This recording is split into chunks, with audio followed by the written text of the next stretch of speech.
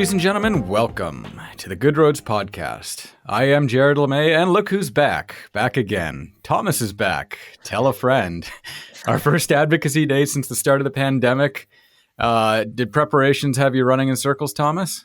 That's to say the least, Jared, yes. If it was just in circles, I think I'd be happy. It was circles, squares, triangles, and everything else, all the other shapes. But I think it was all worth it, and I'm glad it's in the past. But we have a lot of follow-up to begin now. But glad I can be back onto the podcast where I think I rightfully belong. Well, we'll have Rachel fighting with you for that position in the next couple episodes, but we'll see. Anyway, I do hope we do get the podcast or the Advocacy Day episode of the podcast out sometime, as it's an important aspect of Good Roads. It's not very talked about in an area where Good Roads makes a lot of progress working with the provincial government to help municipalities create and maintain the best roads in Canada. But moving on from there and on to today's topic, touted as an effective method to reduce speeding in school and community safety zones, but also mired in a haze of poor publicity and public perception, automated speed enforcement cameras can be a useful tool if utilized correctly. Coming off a webinar explaining how to determine if ASE, automated speed enforcement, is an effective tool for your municipality, and here to lift the veil on some of the questions and possibly some misinformation about the technology, Executive Director of the Ontario Traffic Council, and if you made it to last year's Good Roads Conference, a speaker on the Open Streets panel, Geoff Wilkinson. It's good to see you again, Geoff. Thanks for taking the time to discuss automated speed enforcement with us. This is a topic that I'm sure a lot of people, including myself, probably have some big misunderstandings about, and therefore some negative perception. Thanks, Jared. Happy to be here. And it's an exciting topic and one that's near and dear to me in terms of helping the province to develop the program. But it's also a great time to talk about it because it comes up all the time at Christmas parties. So, hey, Geoff, I have a ticket from the automated speed enforcement, and tell me all about it. And we're walking into Christmas party season pretty soon. Yeah, Geoff, I'm not sure what kind of Christmas parties you attend, but I can honestly say that's never come up at not even any party that I've attended. Obviously, the best darn Christmas parties in town, Thomas. Yeah. All right, let's dive into this. Just so everybody's on the same page and we get a good starting point. Give us a quick, top-down view of what ASE is and what its goals are. Sure. So automated speed enforcement is a program that the provincial government put in place through legislation and regulation to allow municipalities to operate speed enforcement cameras within community safety zones and school zones. So really, it's an enforcement tool, one of many tools that municipalities have that they can take advantage of in order to eliminate, or you can never eliminate, but I would say to reduce the speed problems in school zones and community safety zones. So really, one of the core objectives is to change driver behavior by imposing a fine on drivers for exceeding the posted speed limits. Okay, there's a lot to unpack there, and over the next little bit, I'm hoping we can unpack a lot of that. So I guess right off the bat, Good Roads is a big advocate of Vision Zero. How does ASE support Vision Zero, and if at all? Yeah, well, I think one of the big things around Vision Zero is, that the philosophy of eliminating all traffic fatalities and serious injuries. So enforcement, and especially automated speed enforcement, is a great tool to be able to focus on that. So looking at enforcement as a means, again, of changing drivers' behavior. Looking at reducing speeds as well. So that's really one of the critical parts, I think, that relates back to Vision Zero. Because I think we all understand that the higher the rate of speed when you have a collision involving a pedestrian, the greater the chance of that person becoming seriously injured or dying. So there's research that's out there that states, if you're going 30 kilometers per hour and you strike a pedestrian, that pedestrian has a 5% chance of dying or becoming, of dying from that collision. that increases 40 kilometers per hour. That increases to 15% chance of that pedestrian dying. At 50 kilometers per hour, it's 40%. And then 60 kilometers per hour, it's actually 70%. Wow. So if we can focus on reducing speeds, we'll focus then on eliminating serious injuries and deaths. So that's really a good segue, I think, into Vision Zero and how important it is to focus on, that philosophy that came from Sweden, but it's now becoming more popular here within Ontario and in a lot of our municipalities. And I know Good Roads and OTC, Parachute Canada, a lot of us are working together now in terms of trying to get Vision Zero becoming more prominent with municipalities in Ontario. Yeah. And I'll just add to this too. We all know vision. Well, maybe we don't, but you and I know, Geoff, and I think Jared possibly knows there's 4 E's to Vision Zero. It's education, it's engineering, empathy, I think is the third one, and then enforcement. So enforcement is a big part of getting to Vision Zero. And for the reasons that Geoff mentioned about reducing speed and whatnot. But, we know it's not feasible to have a police officer on every street or every corner. It's just, right. It's not a good use of police resources. And it also just costs a lot of money. If we can automate, this enforcement process, but with technology, with these devices, that essentially kind of helps us achieve one of the Vision Zero, one of the tenets, one of the E's of Vision Zero, without having to, lean on the police forces too much. Well, and I guess something else to point out too is that the police can't always be at that corner as well. Right. They've got to take breaks, washroom, food, sleep, so on and so forth. Right. If you had something tirelessly in that area, that would work a lot more towards, augmenting drivers' behavior if they know it's constantly going to be there, as opposed to if it is or isn't. Right, exactly. And if it's there, you're not going to speed, because after the first time, you probably know it's you don't want to get that ticket again. Although, right, some drivers will amaze you in their stupidity, for lack of a better word. But yeah. We can call it stubbornness, I guess, if you want to be carelessness. Nice about it. Yes, carelessness. Yeah, carelessness is probably a good description of it. Right.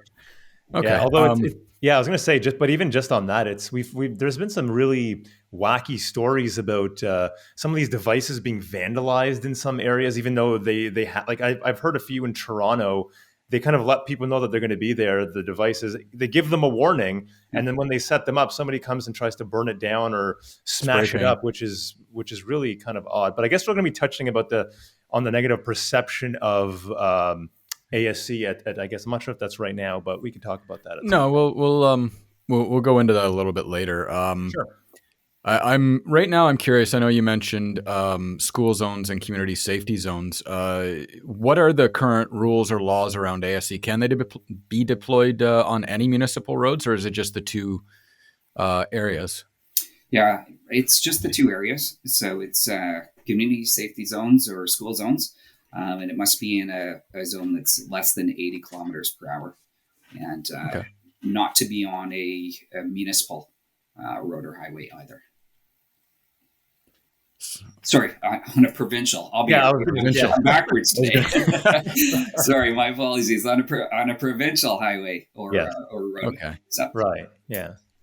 And I would just add to that. I know, Geoff, you and I. So back in 2021, when the province was passing the Moving Ontarians More Safely Act, the MOMS Act, I think both OTC and Good Roads were advocating to have that expanded so that ASC can be applied on any municipal road, essentially, without those restrictions of community safety zones and school safety zones. Unsuccessfully, unfortunately, but hopefully something we can kind of keep talking about with our provincial partners in the future. So that's interesting. I think one of the reasons we want to focus on community safety zones is that there is that focus on safety. So we want to make sure, I think, in terms of the sustainability of programs across Ontario, is that municipalities really look at this as a road safety program. And we never want to see it abused in any other type of way where someone might look at it and say, hey, this is potentially a great way earning revenue, and setting those up in spots that they shouldn't be set up. So I think by looking at what community safety zones really are, I think we can identify within a municipality where they really make sense from an environmental perspective, on that road. And I mean, community safety zones and especially school zones are meant to, I guess, protect the most vulnerable of users. For example, as a parent with small children and a bunch of small children on my street, I've seen them run out in the middle of traffic a good number of more times than I'd like them to. They still need to learn. Not my kids specifically; they know better. But I mean, even in school zones, kids are getting excited to go home, go to mommy and daddy's car, and just bolt between two. And it's two cars, and it's a lot easier for a car to stop at 30 kilometers an hour than it is at 50 or 60. Yeah. But I think one of the problems too is the congestion around schools. So right. I'd say parents and teachers sometimes can be offenders as well. I mean, they're in a hurry to get to work after dropping their children off. Teachers sometimes are in a hurry to get into work as well. There's all that congestion around the school with parking.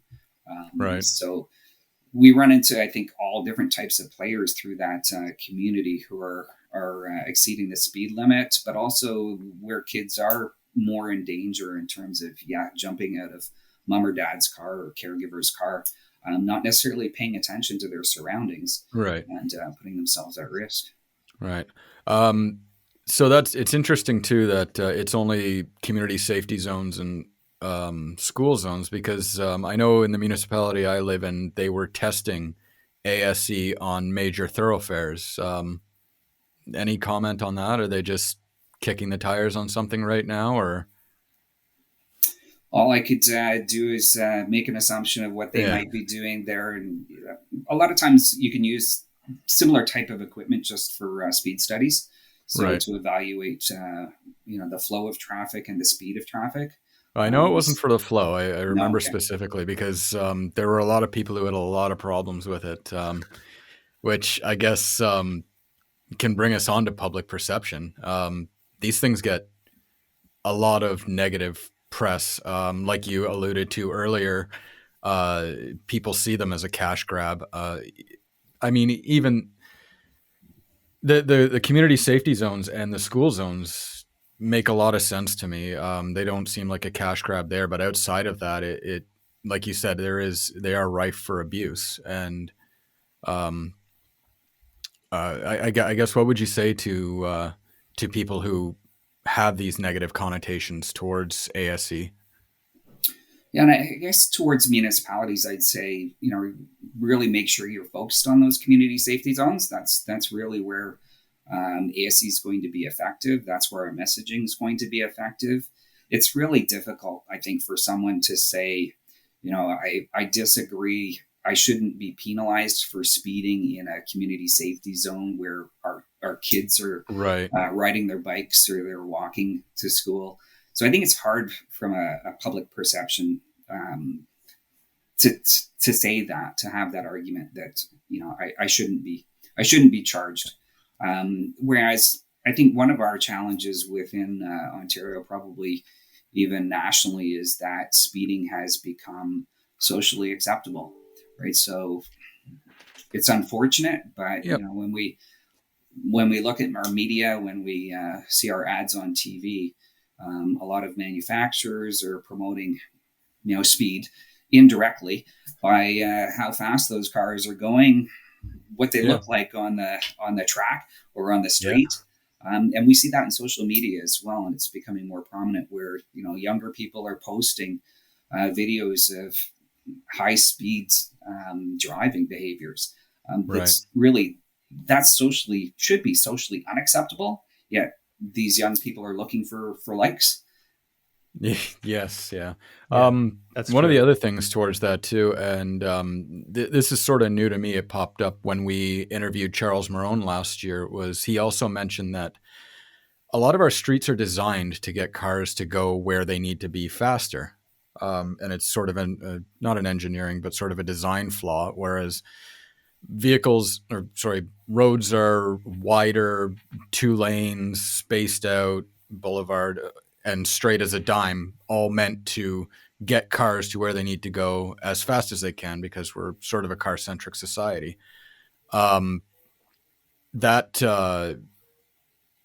and sociologically, we see that people will go as fast as they feel comfortable going on these streets. So, I guess to that point, to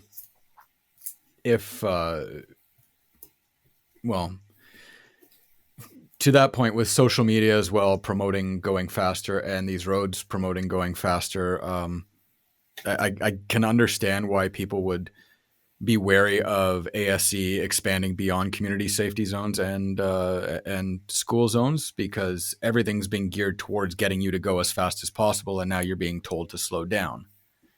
And like a wide open street is one thing. You want to get to the end of that street as fast as possible, but a sign is just a sign. As we've seen, it doesn't really modify behavior. People will ignore those signs, and then they'll take the sign from, like, let's say 60 down to 50, and people will ignore that and take it down to 40. So I guess what you're saying is that the negativity of getting a ticket, the financial implications and penalties, are what's going to change people's habits. Yeah, for automated speed enforcement, yes. And I think what you're getting at as well in talking about the design of our roads is that there's more work I think our engineers can be doing, and they are focusing on that in terms of other solutions. So right. ASC is just one tool in the toolbox of many engineering resources that are available.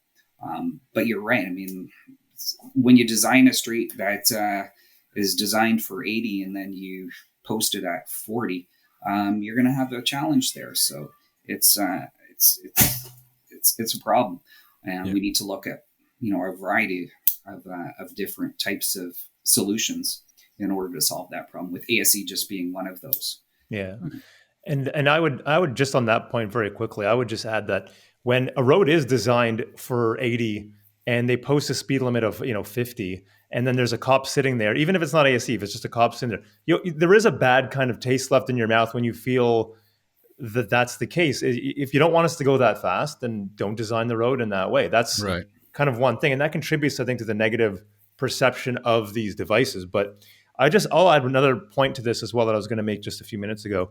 And I can't take credit for this, but our good friend Mark Wilson from Going the Extra Miles for Safety, GEMS, he once told me, actually more than once, proposed that we should be rebranding the name of ASC to safety cameras, because what they're doing essentially is they're there to kind of make sure that everyone's is driving in a safe manner, and pedestrians are safe, all road users are safe, rather than having it as, or naming it, automated speed enforcement, which I think is an interesting kind of interesting suggestion, because at the end of the day, that's what it's about. Well, I completely agree with that. As a marketing person myself, Good Roads marketing department, it's funny because if somebody gets pulled over by a cop, it's okay because the cop saw everything unfold. They can explain what was going on and they feel validated and listened to. But with a computer, with a box, with a camera, it's that 1 second in time. There is no context to it. I know, Thomas, in the recent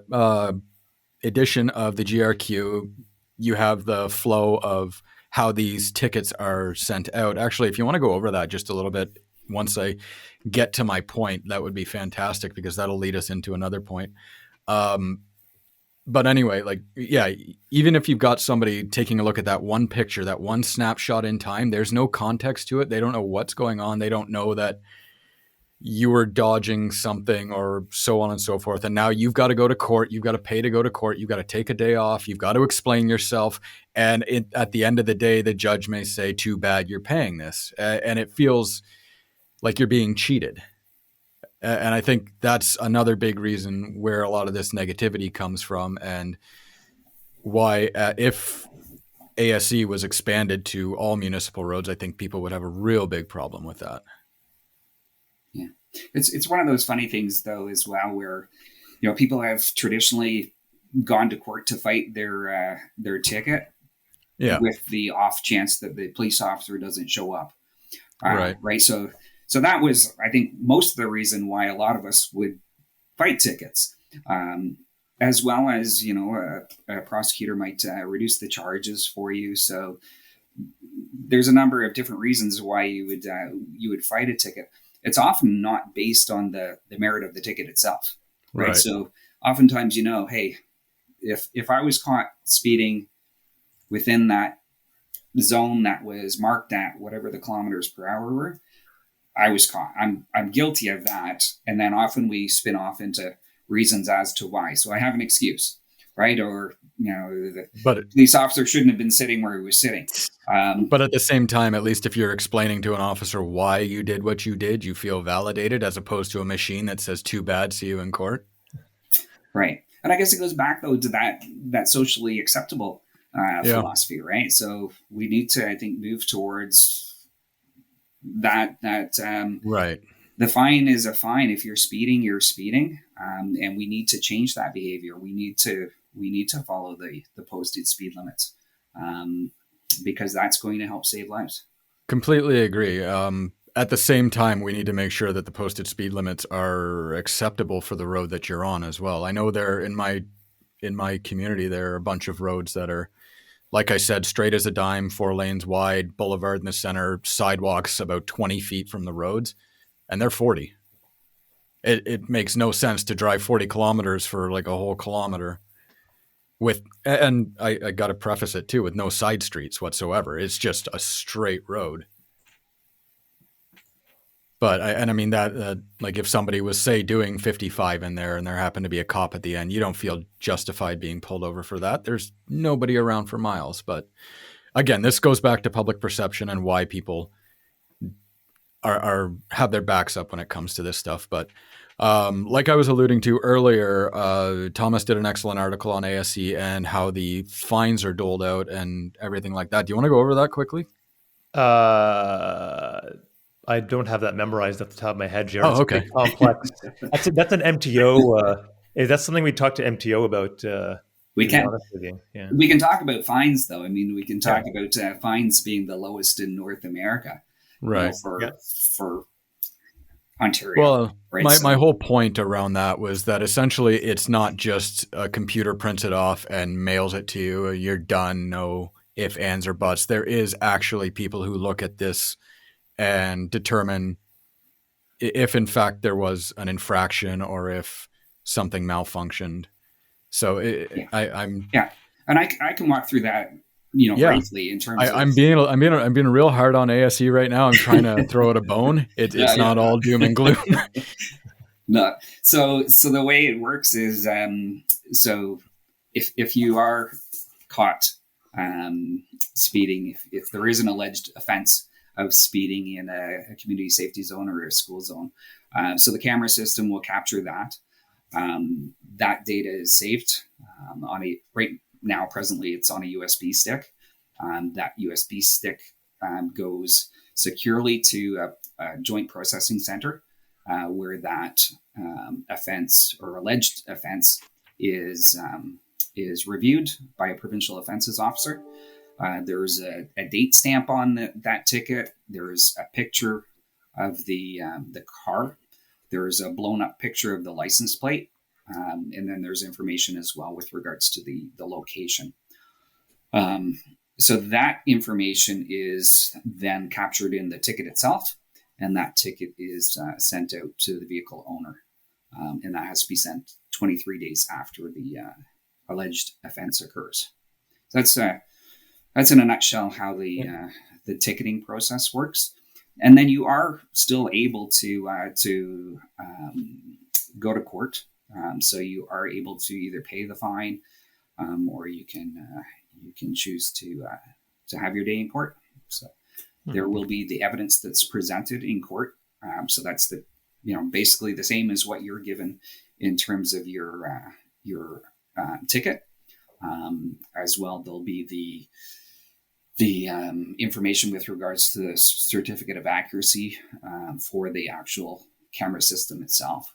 So there's some additional evidence that's brought in as well. But really, it's one of those cases where it's pretty well. You've got your picture.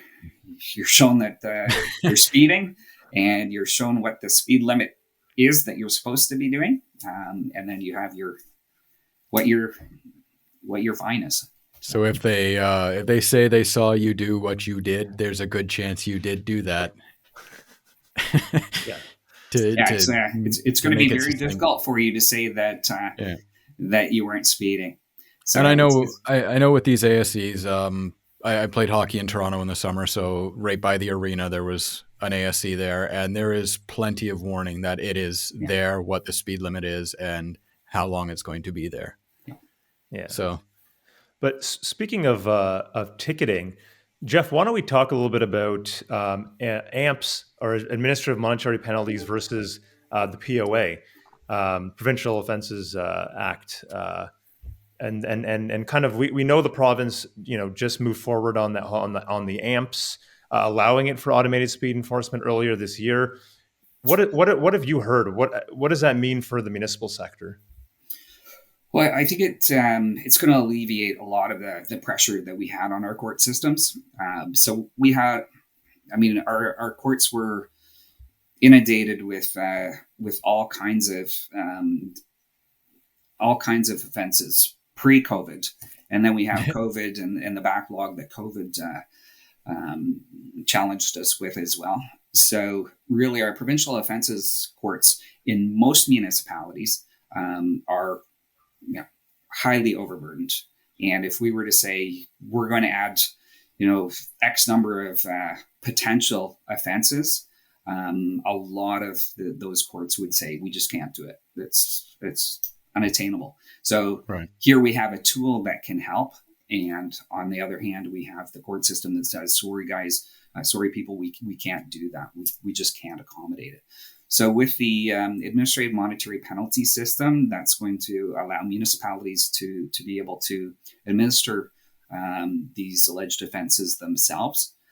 There's still that opportunity for someone to contest an offense. So there's a screening officer that they can request a screening officer, and then there's also a hearing officer after the screening officer process. So there's still that opportunity for people to ask questions, to look at the evidence, to challenge the evidence, and that's then administered through the municipality as opposed to through the Provincial Offences Act courts. So it's going to allow, I would say, more municipalities the availability to participate in automated speed enforcement as well as red light cameras. So it's going to be a very positive thing, I think, in terms of our access to automated enforcement in Ontario. Excellent. I'm just curious, actually, the revenue from these tickets, where does that go? Does that go to the municipality or? Yeah, so monies will go to the municipality, but they'll also go towards the victim fund. Okay, so and the victim fund is? That's the provincial fund that's set up for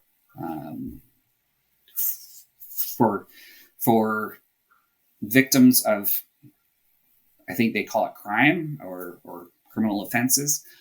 So that's a fund that's charged by the provincial government on offenses and fines. Okay. So this is, I guess it's based on all the articles I've seen, when municipalities do test these, they hit, I think some of the bigger municipalities I've seen hit 40, 50,000 offenses in their testing period. So this is initially going to be a nice little boon to their budgets. But as it goes, I guess as people figure it out, it's going to drop off, which, it's great that the money's staying in the community and helping victims of crime as it stands. And I think, again, when we look at the speed fines, you'll see that after the administration costs, there's little, if any, money left over. So when we look at what is it now? I think it's go to my notes here. If for less than 20 kilometers per hour over the speed limit, to a fine of $3 for each kilometer per hour. So, it's not a lot of money if you're doing 15 kilometers over, your fine's $45. So you look at the administrative cost of actually processing that offense, and at the end of the day, there's not going to be a lot of money left over. Yeah, I can see that going up in the future because, as we discussed at the top of the episode, people don't learn very quickly. So, Geoff, what options do municipalities have in terms of setting up, an AMPS program? I know Toronto actually runs a system on behalf of many municipalities where they process it at their it's a joint processing center. Is that the only option, or are there other options for municipalities who want to, set this kind of thing up in their communities? Well, especially smaller municipalities that don't have the resources to do it themselves. Right, exactly. And it's interesting because, a smaller municipality may actually look at processing themselves. So they require a provincial offences officer to review the images. That's one of the requirements under the regulation. So the options right now is there's a joint processing center in place now that's operated through the City of Toronto. There's an opportunity for other joint processing centers to be developed. And then there's the ability for a municipality to process their own alleged offenses. So there's those three options that are in place. Right now, the Toronto Joint Processing Center is the only joint processing center that is available. But there are municipalities that are looking at different options. So we know there's discussion around other joint processing centers, and there's discussions around other municipalities processing the offenses themselves. So it's a big, daunting task, I think, for any municipality, regardless of whether you're looking at joining a joint processing center or whether you're looking to do it yourself. I mean, it's daunting from the perspective of there's a lot of unknowns, right? So how many offenses are there going to be? I mean, that's always the number one question that comes up, and that's where I always start out with municipalities is, what does your problem look like? You need to have your data. So without your data, you can't justify that you have a problem. So first of all, get your data in place, know what your offenses are going to look like, and that way you can start to look at your costs, and you can evaluate your costs if you want to do it yourself in-house, or if you want to participate in a joint processing center. Cool. Okay. With that, I guess, have you seen any jurisdictions, or is there documentation that shows how effective ASC is going to be or could be? Yeah, so I've got some stats. I mean, we know when we first looked at ASE, Saskatchewan, so they had from 2014 to 2017, they had a reduction in overall speed in school zones, with average vehicle speeds down by 17% and speed-related casualty collisions by 63%. Wow. In Quebec, when they implemented ASC, they had, I guess it would have been 13.3 kilometers per hour reduction, as well as crashes were down 15 to 42% in ASC sites. And then New York City is another area that we look at in terms of jurisdiction. Actually, right. New York City was interesting, especially from that public perception, because they implemented ASE. Then there was some pushback, and right. Politicians decided, okay, let's take it away.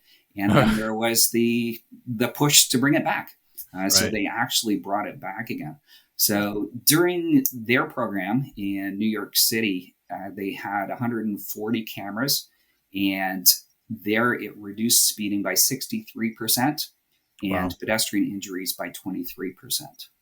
So there is more and more data that's becoming available. The Hospital for Sick Kids is doing a study, and they've got some preliminary data that's out there, and they found that, I guess, overall, they'd say the percentage of speeding in 30-kilometer speed limit zones in Toronto dropped from 55% to 44%. And in a 40-kilometer zone, it dropped from 49%. So, there is that evidence now that we're seeing that ASC works. It is changing driver behavior, which is terrific. Unfortunately, we still see a lot of drivers, especially repetitive drivers, receiving tickets. I had a teacher call me, and she was upset. She received 10 tickets for ASC in a school zone. So I really didn't have a lot of sympathy for her because she's at the same time supposed to be looking after our students in school, and speeding in a school zone probably is not a very good thing to have on your resume. Right. Let alone 10 times. Yeah. Yeah, exactly. And then, with those Part 3 charges in Toronto, they had 103. They've had 103 charges. So that's over 40 kilometers per hour. That's stunt driving charges since July of 2020. So again, when we look at, where kids can be seriously injured or killed and the speed limits, when you're doing more than 40, so that's at least 70 kilometers over, your percentage of dying with someone hitting you doing that speed is almost 100%. That's incredible. And I mean, I know my kid's barber here, the street he's on, he's always complaining about people stunt driving and going way faster than the speed limit. This sounds like something that would be ideal for his area. I'm not sure if it's a community safety zone, but it might be something that the municipality I'm in should be looking at, because I know they've gone to narrowing the streets at certain points, but it still doesn't stop them. Yeah. But I mean, some more interventions. Yeah, it's interesting. You just kind of, when you mentioned that, Jared, it kind of just, my brain started working here. It's really interesting because if you talk to any municipal councillor and you ask them what the number one thing they hear from their constituents or the residents, it's always speeding. There's someone speeding on my street. This person isn't stopping at the stop sign. All these sorts of things, and it's road safety related things. But speeding is usually the number one. And then on the flip side, we try to implement things such as ASC as a tool to kind of help reduce that. And then you hear backlash from the other side. Well, I don't want this. I don't have to drive slower. It's my God-given right to speed. Blah blah blah blah blah. But it's interesting to kind of when you wonder why sometimes there isn't more kind of action because it's a very popular amongst people who vote, especially municipal elections. It's a very, very important topic to people. Yeah. But then again, as we talked about with Akash in one of the last episodes, is a lot of these politicians are trying to get voted on for the next time. So they see the backlash when it comes to ASC and think, well, that's not going to get me elected. But I think it's indicative of a bigger issue in terms of driving, is that there are too many people on the street who shouldn't be driving. I mean, I know I've had this rant in the office, Thomas, but if you just look at it, we have a popular Canadian television show called Canada's Worst Driver that's gone on for 13 plus seasons. And we don't have a problem filling spots. Like, if that's not an indictment on the ability to get a license in this country, I don't know what is. Yeah, I think we'd solve a lot of our problems making getting a license more difficult. But I mean, that's just me. Yeah, that's a whole other conversation, Jared. You know what it leads to, though, Jared, is I think around communication and education. Education being another pillar in terms of the 5 E's. So I think ASC starts that conversation, and there is that education piece when you have the warning signs, when you've got a new program in a municipality, actually even existing municipalities. I think it's Mississauga that announces through their media where the locations are going to be. So they're looking at that as a positive thing, right? So they're they're they're promoting automated speed enforcement. It's really interesting because when we first launched ASE with municipalities in Ontario in 2019, we did a Facebook campaign, and there was a lot of conversation around some of the things that you talked about, Jared, in terms of the perhaps not being fair. Right. A lot, though, of responses came back from other social media users, almost criticizing those posts, right? And pointing again to safety, pointing to, how important it is, pointing to their own stories. And we had one of the participants in putting together our communications story. Her son was actually hit by a car in a school zone.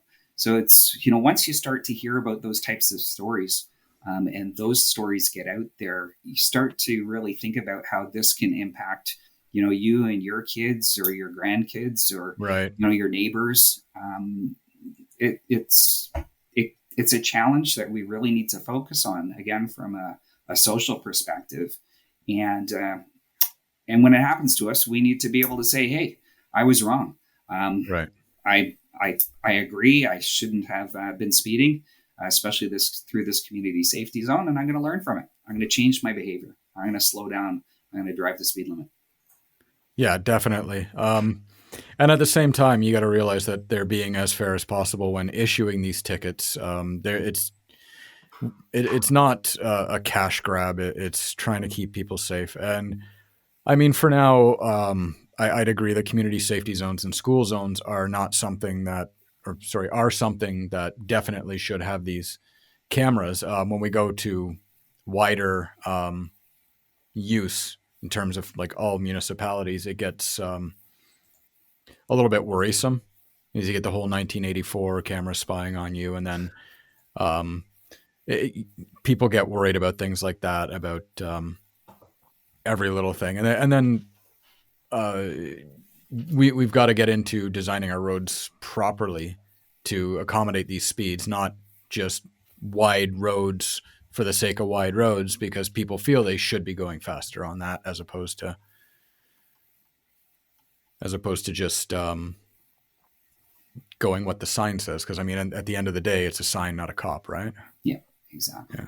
The other thing too that I think municipalities need to look at is the site selection. So where they're putting ASE, that's really important. And again, that's part of the sustainability of a program, because we want to make sure automated speed enforcement makes sense.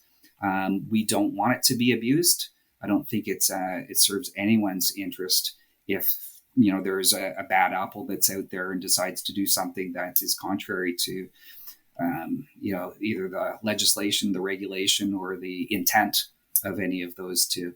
So I think, when you look at the site selection, there's things like the exposure, prior collisions, the environment itself. So what's around, I've got an area around me that has a bridge, so the road dips down under the bridge, and then there's the school.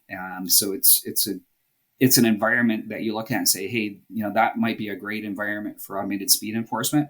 But then you also have to look and say, well, potentially, yes, it's great. But on the other hand, from the putting up the equipment, there's not a good place to put that equipment. Signage is difficult too in that area. So we need to be fair. We need to be, we need to be transparent in terms of where we're putting our signage. Exactly. And that they aren't perceived to be those kind of speed traps. We look at speed data, we look at public input, and then we also look at enforcement input. So, looking to our police services for their input on where automated speed enforcement has traditionally been a problem, maybe where it's a challenge for them. So they're not able to capture the speeders the way that they want to. And how can then ASE help from that perspective? Yeah, no, that's a terrific point. And in the end, this is all about safety. And I guess for the last question, you had a webinar on Friday. I take it you had a Q&A at the end of that? We did, yes. What was the best question you got out of that? Oh, the best question. Geesh, putting me on Put the you on the spot spot. there, Jared, Sorry. with that one. Just trying to think of what the questions all were. There were some great questions. This was probably one of the best interactive sessions we had. So it was almost a continuous question and answer period. We do have questions with regards to resources. So, Right. What do resources look like for a municipality in terms of an automated speed enforcement program, and are they, inhibitive? And I guess, looking at the answer to that, again, it goes to the data. So depends on how big your problem is. Yeah. It's going to affect your costs.